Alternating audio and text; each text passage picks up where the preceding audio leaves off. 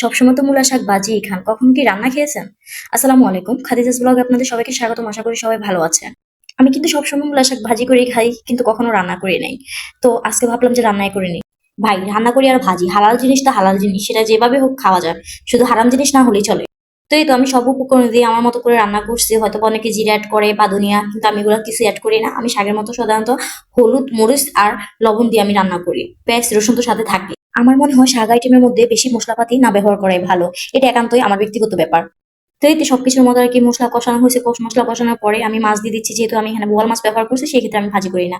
আমি সাধারণত বোয়াল মাছ, শিং মাছ এগুলো আমি ভাজি না করে রান্না করি, কারণ এগুলো ভাজি করলে আমার কাছে কেমন জানি ভালো লাগে না। তো আমি ভালো করে মাছগুলো কষানোর পরে আমি মাছগুলো উঠাই রাখছি। উঠাই রাখার পরে আমি এটা শাক দিয়ে দিচ্ছি, কারণ মাছের ভিতরে যদি শাক দিয়ে নাড়াচাড়া করতে যাই তাহলে মাছগুলো ভেঙে যায়। এই তো শাক দেওয়ার পর তারপরে এটা কেমন জানি সাদা সাদা হয়ে গেছে। তারপর তরকারিটা অনেক ভালো লাগছে, যদিও একটু তিতা ভাব রয়ে গেছে। মূলা শাক ভাজি করেন বা রান্না একটু তিতা ভাব থেকেই যায়, কিন্তু সাদা হয়ে গেছে কেন সেটাই ভাবতেছি। তারপর কিছু পেঁয়াজ কেটে রাখছি ফ্রিজে রাখার জন্য। আর এদিকে আমি একটু রং চা বানাইছি, কেন জানি একটু রং চা খাইতে ইচ্ছা করছিল তাই। আর সন্ধ্যা আপনাদের ভাইয়া আসছে, আসার টাইমে আমার জন্য যে চটপটি নিয়ে আসছে।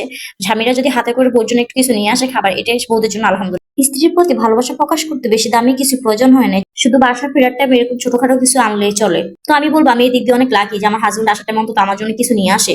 চটপটি খাওয়া শেষ করে একটু বের হয়েছি, ছোট বাবুকে একটু ডাক্তার দেখাবো। আজকে অনেকদিন যাবত একটু ছোট বাবু অসুস্থ।